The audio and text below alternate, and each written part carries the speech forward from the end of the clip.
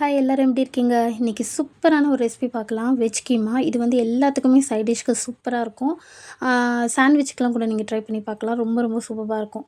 பசங்களுக்கெலாம் ரொம்ப பிடிக்கும். ட்ரை பண்ணி பாருங்க. இது நான் தோசைக்கு கூட வச்சு செஞ்சேன். மசாலா தோசை மாரி. ரொம்ப நல்லா இருந்துச்சு. ஃபஸ்ட்டு ஒரு பேன் எடுத்துக்கோங்க. அதில தாராளமா ஆயில் சேர்த்துக்கோங்க. அது கூடவே ஒரு பிரிஞ்சி இல, கொஞ்சமா சோம்பு, ஒரு பெரிய சைஸ் ஆனியன், கொஞ்சம் பச்சை மிளகாய், ஒரு சின்ன சைஸ் தக்காளி. இது எல்லாத்தையும் போட்டு வதக்குங்க. இது வதங்கின உடனே அதோட 1 ஸ்பூன் வந்து இஞ்சி பூண்டு பேஸ்ட் தட்டி போட்டாலும் சரி, அரைச்சு போட்டாலும் சரி உங்க இஷ்டம். போட்டு அதையும் சேர்த்து வதக்குங்க. வதக்கிட்டு என்னென்ன மசாலா வச்சுருக்கீங்களோ எல்லாத்தையும் சேர்த்துக்கோங்க. நான் என்னென்ன போட்டிருக்கேன்னா, கொஞ்சமா மஞ்சத்தூள், மிளகாத்தூள், கரம் மசாலா, மட்டன் மசாலா, அப்புறம் கொஞ்சம் தனியாத்தூள். இது எல்லாத்தையும் சேர்த்து அதையும் சேர்த்து வதக்கிக்கோங்க. இப்போ வந்து நான் கொஞ்சமா வந்து 1 பவுலுக்கு வந்து மீல் மேக்கர் எடுத்து அத ஊற வச்சிருக்கேன். வெத வெதப்பான தண்ணீல வந்து ஒரு 10 நிமிஷம் ஊற வச்சிங்கனாலே போயிடும். சூப்பரா ஊறிடும். அந்த தண்ணியெல்லாம் நல்லா பிழிஞ்சு விட்டுட்டு, கோஸா வந்து நம்ம பல்ஸ்ல போட்டு அரைப்போம்ல, அந்த மாரி அரைச்சு எடுத்துக்கோங்க.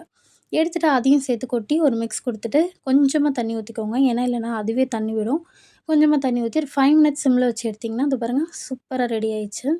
இத நல்லா ஒரு மிக்ஸ் குடுத்துட்டு, இது கூடவே வந்து கொஞ்சமா கொத்தமல்லி நீங்க கசூரி மேத்தி வேணாலும் ஆட் பண்ணிக்கோங்க. அது உங்க இஷ்டம். கொத்தமல்லி கொஞ்சம் போட்டுட்டு, அது கூடவே நான் வந்து மட்டன் மசாலா இருந்தது. இது ஸ்பெஷலா டேஸ்ட் குடுக்கும். அதனால நான் அது போட்டேன். நீங்க வந்து வேற கரம் மசாலா அது கூட போட்டுக்கலாம். அவ்வளோதாங்க. சூப்பரான இந்த கீமா ரெடி ஆயிடுச்சு. இத தோசைக்கு நான் ட்ரை பண்ணேன். அப்புறம் சப்பாத்திக்கு சைட் டிஷ்ஷா நீங்க யூஸ் பண்ணலாம். அதுவும் சூப்பரா இருக்கும்.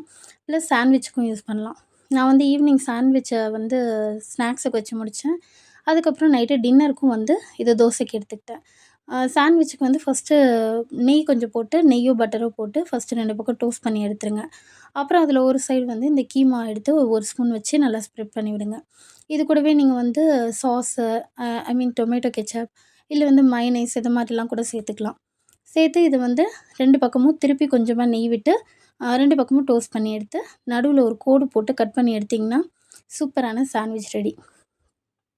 ஈவினிங் ஸ்நாக்ஸா வந்து நீங்க எடுத்துக்கலாம். இல்ல காலையில பிரேக்ஃபாஸ்ட்டா வந்து நீங்க எடுத்துக்கலாம். ஸ்நாக்ஸ் பாக்ஸு கூட வச்சு குடுக்கலாம். சூப்பர்பா இருக்கும். டேஸ்ட்டு செம்மையா இருக்கும்.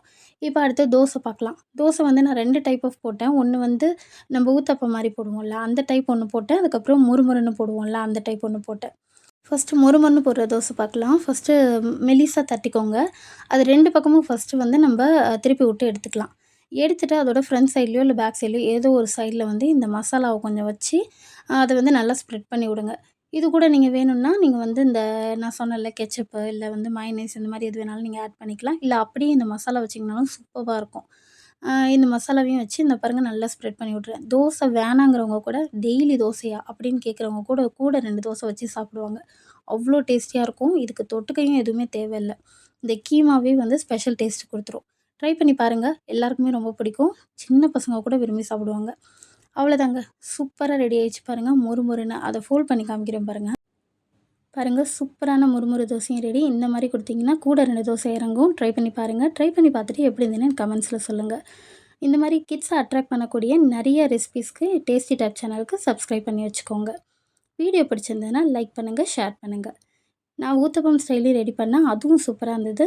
ட்ரை பண்ணி பாருங்க. Thank you.